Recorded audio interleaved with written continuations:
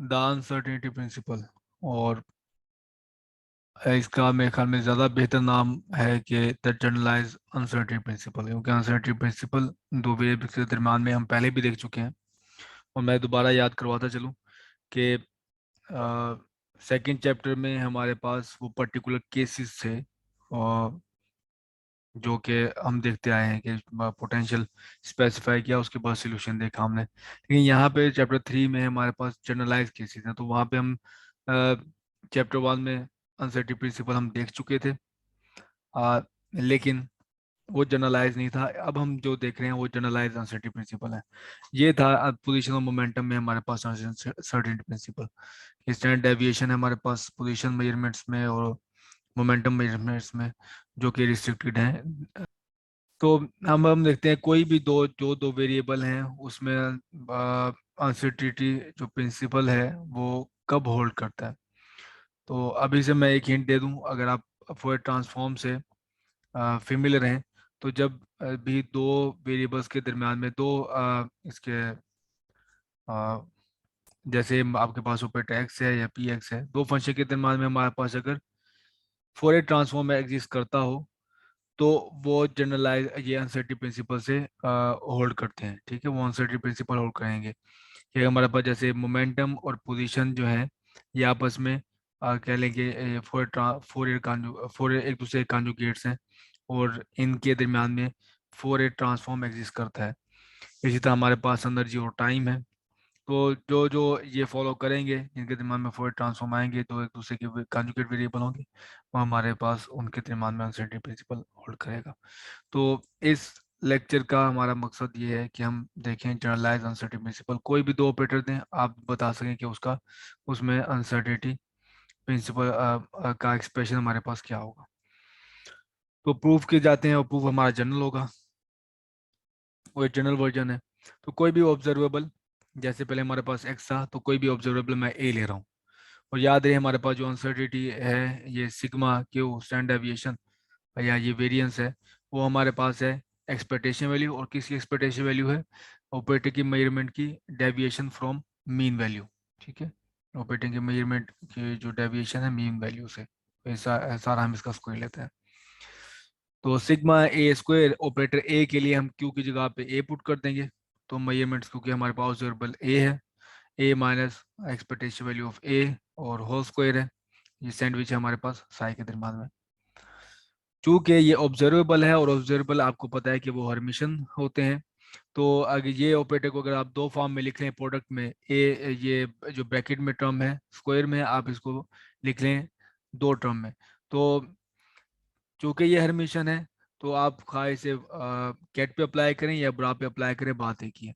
तो मैं जो एक ये था ये एक्सप्रेशन उठा के ले गया हूँ यहाँ पे। ठीक है, तो ये यहाँ पे हमारे पास आ गया। अब एक नई इसको नोटेशन दे देते हैं कि इस पूरे एक्सप्रेशन को, ये मैं कह रहा हूँ एफ बड़ा है, और ये मेरे पास पूरा एक्सप्रेशन बन जाएगा हमारे पास एफ कैट। ठीक है, तो ये डिफाइन है हमारे पास। तो sigma A square is equal to F and F जो हमारे पास इनर प्रोडक्ट है। सेकंड ऑब्जर्वेबल है हमारे पास बी, और यही हम देखना चाहते हैं कि ए और बी के अगर मेजरमेंट का सीक्वेंस है वो मैटर करता है या नहीं करता। अगर मैटर करता है तो इसका मतलब है हमारे पास ये कम्यूट नहीं करते। ठीक है, तो वो देखेंगे कम्यूटेशन रिलेशन भी एट द एंड आएगा इस पूरे जनरलाइज अनसर्टेनिटी प्रिंसिपल में। तो सेकंड ऑब्जर्वेबल हमारे पास बी बन गया, तो बिल्कुल इस नोटेशन के मुताबिक, इसी प्रोसीजर के मुताबिक, तो मैंने अब पहले एफ को असाइन किया था ए माइनस एक्सपेक्टेशन वैल्यू ऑफ ए साई, और ये हमारे पास अब ये जी आ गया कि अगर आप ये ऑपरेटर जो ब्रैकेट में अप्लाई करें साई पे, तो हमारे पास रिजल्टिंग स्टेट आती है जी। तो जिस तरह ये सिग्मा ए हमारे पास बन गया है, ठीक है, इसी तरह मेरे पास ये सिग्मा बी है, ये स्क्वायर है इसके साथ, sigma B square is equal to inner product of ji.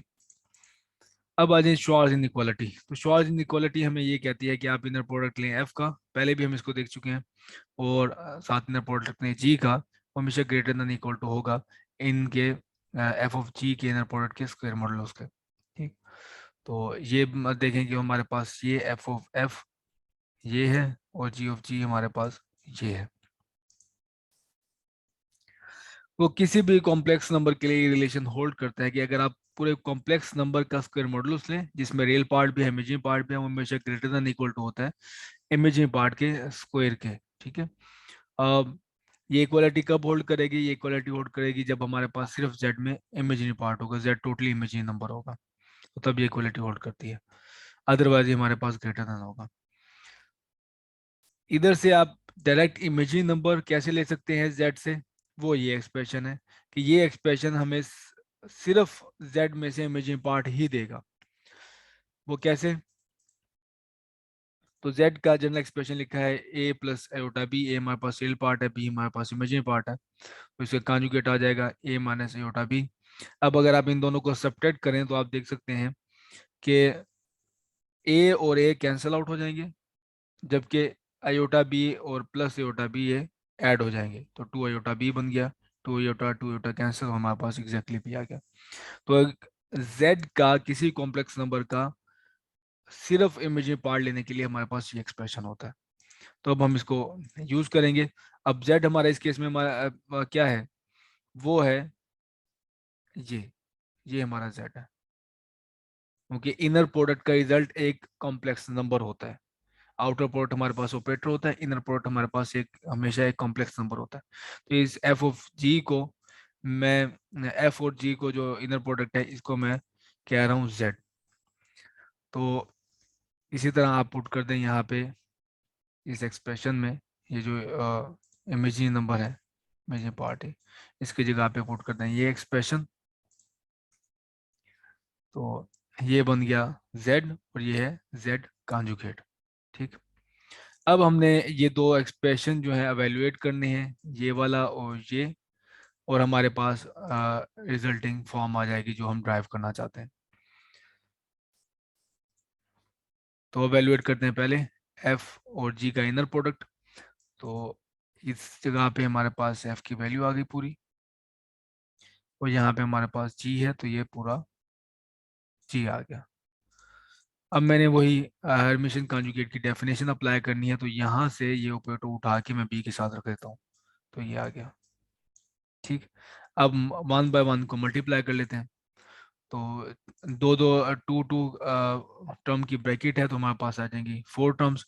a multiply by b, A B आ गया। a multiply by b expectation value, ये आ गया हमारे पास। Expectation value of e multiply b, ये आ गया।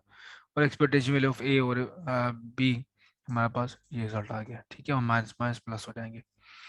अब ये है ब्रैकेट में हमारे पास ये जो टर्म है, इसकी मजीद एक्सपेक्टेशन वैल्यू ली जा रही है। ठीक है, इसका फिर मीन लिया जा रहा है। ये देखिए, ये ब्रैकेट्स आपको नजर सैंडविच नजर आ रहा है। तो टर्म बाय टर्म आप अप्लाई करेंगे इसको, तो इसकी भी एक्सपेक्टेशन वैल्यू बन जाएगी, ये आ गई। इसकी एक्सपेक्टेशन वैल्यू है और उसकी भी एक्सपेक्टेशन वैल्यू आ जाएगी। तो एक्सपेक्टेशन वैल्यू लेंगे तो वो आपके पास सेम टर्म आएगी। आप एवरेज की दोबारा एवरेज लेंगे तो वो आपके पास सेम वैल्यू आएगी। ठीक है, या फिर आप यूं कह लें कि एवरेज आपके पास एक नंबर ही होता है, तो आप नंबर की एवरेज लेंगे तो आपके पास वही नंबर ही आना है। तो ये ए की एवरेज हो गई और यहाँ पे बी की भी हो गई। इधर भी बिल्कुल ऐसे ही, ए का ऑलरेडी एवरेज और बी का दोबारा आपने जो चूंकि ये सैंडविच था तो बी की हमारे पास एक्सपेक्टेशन वैल्यू आ गई। इधर भी बिल्कुल ऐसे ही हुआ कि दो ऑपरेटर्स हैं, उनका मीन लिया हुआ हमने, वो एक नंबर्स हैं, तो नंबर का मीन लेंगे तो दोबारा आपके पास वही वैल्यू आएगी। अब इसमें से जो टर्म्स हैं वो कैंसिल आउट हो जाएंगी, और वो कौन सी हैं? आ, एक ये वाली और एक हमारे पास है ये वाली टर्म। ठीक है, तो ये दो टर्म्स हमारे पास कैंसिल आउट हो रहे हैं और एट द एंड हमारे पास रिजल्ट बन रहा है ये। तो एफ और जी का इनर प्रोडक्ट है हमारे पास expectation value of A B minus expectation value A into expectation value of B. तो अब हम एवेल्युएट करते हैं जी ऑफ एफ। तो ये हम जल्दी कर लेंगे क्योंकि हमने पहले डिटेल से कैलकुलेशन देखी हुई है। तो जी की जगह पे हमारे पास ये आ गया, एफ की जगह पे हमारे पास ये आ गया।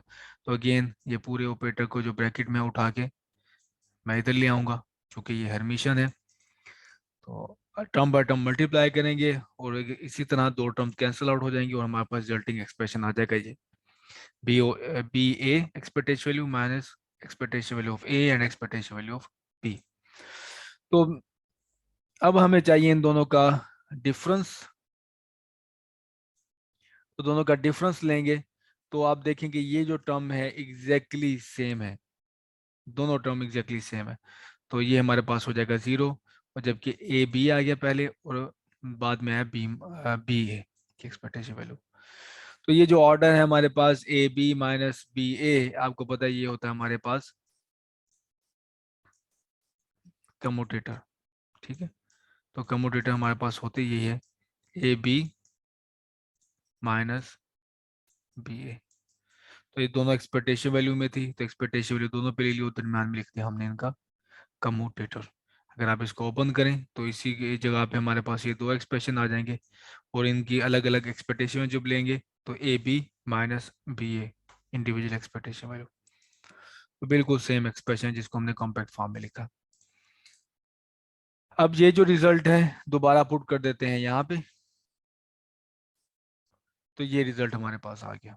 ठीक है, तो इस पूरी ब्रैकेट का रिजल्ट था हमारे पास ये, और ये रहा generalised uncertainty principle, sigma A square sigma B square equal to greater than this expression 1 over 2 iota expectation value of commutator of a b whole square. तो ये हमें ये एक्सप्रेशन बताता है कि अगर आपके पास जो दो ऑपरेटर हैं वो कम्यूट करते हैं तो सीधा हमारे पास जीरो आएगा, और आप पहले मेजर करें ए को या बी को, और बाद में ए बी को मेजर करें तो कोई फर्क नहीं पड़ता। पहले आप ए मेजर कर लें फिर उसके बाद बी करें, या फिर बी पहले मेजर कर लें ए बाद में करें, तो इससे कोई फर्क नहीं पड़ता। इसका मतलब है कि ऑर्डर मैटर नहीं करता इन दोनों ऑपरेटर्स के लिए, और यही हम एक दूसरा तरीका होता है कहने का कि कम्यूट करते हैं। तो ये इस एक्सप्रेशन को हम पर्टिकुलर केस, ऑब्वियस केस जो हमारे पास है मोमेंटम और पोजीशन का, उस पर अप्लाई करके देखते हैं और देखते हैं कि हमें दोबारा वही रिजल्ट मिलता है या नहीं मिलता।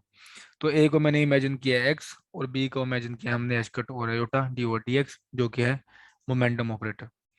तो ए की जगह पे एक्स आ गया और बी की जगह पे मोमेंटम ऑपरेटर आ गया। इन दोनों का कम्यूटेशन है हमारे पास आयोटा एच कट, और ये बाकी हमने फॉर्मूला में पुट किया इसे।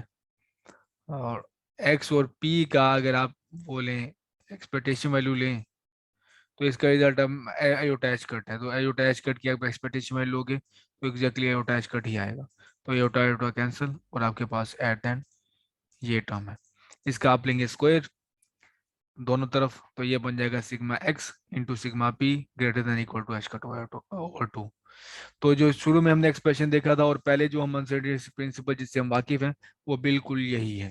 तो जनरलाइज अनसर्टेनिटी प्रिंसिपल आपके जो प्रीवियस रिजल्ट है उसको उस जनरलाइज अनसर्टेनिटी प्रिंसिपल से आप उस प्रीवियस रिजल्ट को ड्राइव कर सकते हैं।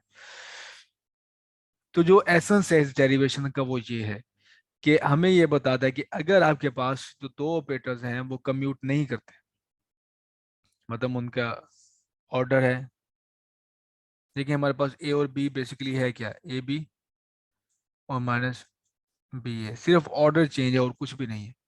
अगर इन दोनों का डिफरेंस जो है वो नॉन जीरो है, ठीक है, तो इसका मतलब ऑर्डर मैटर करता है, और हम इसे कहते हैं ए और बी जो है वो इनकम्पैटिबल ऑब्जर्वेबल है, कि साइमल्टेनियस इनकी मेजरमेंट नहीं हो सकती। डू नॉट, और मैथमेटिकली कहने का मतलब क्या है इसको, do not have complete set of common eigen functions. ये मैथमेटिकल स्टेटमेंट है कि अगर दो ऑपरेटर कम्यूट नहीं करते तो इसका मतलब है कि वो इनकम्पैटिबल ऑब्जर्वेबल है, हम इनका नाम देंगे। और मैथमेटिकली मीनिंग ये है कि इनका कॉमन आइगन फंक्शन एग्जिस्ट नहीं करते। और फिजिकली मीनिंग है can not be measure simultaneously, कि बायक वक्त आप इनके मेजरमेंट नहीं कर सकते। जैसे एक्स और पी कम्यूट नहीं करते तो इसका मतलब ये है कि आप उनकी साइमल्टेनियस मेजरमेंट नहीं कर सकते। ठीक है, वो बाउंड है बाय अनसर्टेनिटी प्रिंसिपल। और अगर आपके पास कुछ ऐसा हो कि ऑपरेटर जो है ए बी वो कम्यूट करते हैं, तो हम इन्हें कहेंगे A and B are compatible observable, और मैथमेटिकली मतलब है do have complete set of common eigen functions. तो उनके पास कोई ऐसा एक एटलीस्ट एक सेट एग्जिस्ट करता है आइगन फंक्शंस का जो दोनों के ए और बी के दोनों के आइगन फंक्शन होंगे। ठीक, और फिजिकली मतलब है कैन बी मेजर्ड साइमल्टेनियसली, आप उनको बायक वक्त मेजर कर सकते हैं। इधर तो हमारे पास एग्जांपल थी एक्स और पी की जो हम ऑलरेडी देख चुके हैं, और ये है हमारे पास कुछ इस तरह के ऑपरेटर जो हमने डिस्कस नहीं किए अभी तक, के एल स्क्वायर एल है इसमें हमारे पास एंगुलर मोमेंटम ऑपरेटर, तो उसका स्क्वायर और एंगुलर मोमेंटम का जो एक्स कंपोनेंट है, वाई या जी कंपोनेंट, ये साइमल्टेनियसली मेजर हो सकते हैं। ठीक है, तो ये कंपेटिबल ऑब्जर्वेबल है। ये हम फोर्थ चैप्टर में डिटेल से डिस्कस करेंगे। तो जनरलाइज अनसर्टेनिटी प्रिंसिपल हमारे पास ये रहा। तो आप कोई भी दो ऑपरेटर्स पुट करेंगे और आप देख सकते हैं कि क्या आप उसको साइमल्टेनियस मेजर कर सकते हैं या नहीं कर सकते हैं। तो बेसिकली हमारे पास सारी जो बात आ जाती है वो आ जाती है कम्यूटेटर्स पे। कम्यूट करते हैं तो साइमल्टेनियस मेजरमेंट हो सकती है, अगर कम्यूट नहीं करते तो फिर ये जनरलाइज अनसर्टेन प्रिंसिपल आपको देगा कि ये बाउंड कैसे हैं। आखिर में मैं एक कमेंट करता चलूं कि जो हमारे पास जो अनसर्टेन प्रिंसिपल है, अ, ये एक कोई एक्स्ट्रा असम्पशन नहीं है इसके ऊपर, या रिस्ट्रिक्शन नहीं है क्वांटम मैकेनिक्स में, बल्कि ये कॉन्सिक्वेंस है स्टैटिस्टिकल इंटरप्रिटेशन का। फॉर एग्जांपल, अगर आप लेबोरेटरी में मेजरमेंट करते हैं पोजीशन की और मोमेंटम की, आपको दोनों मेजरमेंट्स की एक वैल्यू ही मिलेगी। लेट से हमारे पास पोजीशन आ जाती है 2.1 मीटर्स और मोमेंटम की वैल्यू आ जाती है हमारे पास 3 3 वैल्यू आ जाती है हमारे पास किसी यूनिट्स में। तो पॉइंट ये है कि जैसे ही आप एक मेजरमेंट करेंगे, लेट से पोजीशन मेजर करते हैं, तो वो फंक्शन कोलैप्स कर देगा और वो आ जाएगा हमारे पास एक किसी पोजीशन आइगन फंक्शन में। ठीक। लेकिन वो पोजीशन आइगन फंक्शन अगर आप मोमेंटम बेसिस में देखें तो वो कई सारे मोमेंटम्स का लीनियर कॉम्बिनेशन होगा जो एक पीक कंस्ट्रक्ट करेगा पोजीशन बेसिस में। ठीक है, तो हमारे पास वो पोजीशन की वैल्यू तो एक है, लेकिन कई सारे मोमेंटम्स के मिल के वो एक पीक कंस्ट्रक्ट हुई है, बनी है। तो इस तरह आपके पास पोजीशन की वैल्यू एक, लेकिन कई सारे मोमेंटम्स का वो लीनियर कॉम्बिनेशन। इसी तरह अगर आप पहले मोमेंटम मेजर करते हैं तो मोमेंटम की वेव जो वेव बनेगी वो पीक नहीं बल्कि एक वो प्लेन वेव बन जाएगी जिसका मोमेंटम सिर्फ एक होगा, एक ही की वैल्यू होगी। लेकिन पोजीशन में उसकी पोजीशन डिफाइंड नहीं होगी, तो कहीं किसी पॉइंट पे हमारे पास पीक नहीं है पोजीशन बेसिस में। तो इस वजह से जब मोमेंटम आप मेजरमेंट करेंगे जब भी, तो वेरिएबल्स हमारे पास कॉन्जुगेट होंगे, फोरियर का और उनके दिमाग में फोरियर ट्रांसफॉर्म एग्जिस्ट करता होगा। इसका मतलब है एक जो वेरिएबल है दूसरे के लीनियर कॉम्बिनेशन से लिखा जा सकता है। तो किसी एक डोमेन में अगर हमारे पास पिक बनती है तो वो दूसरे जो उसका कॉन्जुगेट होगा उसे कई सारे वो लीनियर कॉम्बिनेशन से मिलके बनेगी, जैसे कि मैंने बताया अभी के पोजीशन मोमेंटम है।